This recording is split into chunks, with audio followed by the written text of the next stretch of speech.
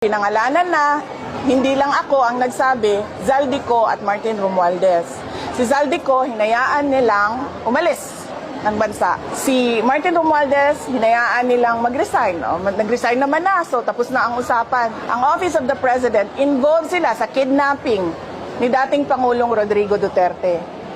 Bakit ngayon, nawala si Zaldico at aalis si Martin Romualdez, hindi man lang nila magawa na kidnapin si Zaldico doon sa Amerika at ibalik dito sa atin sa Pilipinas. At hindi man lang nila magawa na ikulong si Martin Romualdez dyan sa detention unit ng House of Representatives. Wala. Dahil wala silang sinseridad. Pinapakita lang nila sa mga tao na kunwari meron silang ginagawa. Pero ang totoo niyan, naghahanda lang sila para sa hatian ng 2026 budget at para sa kung anong gagawin nila sa 2028.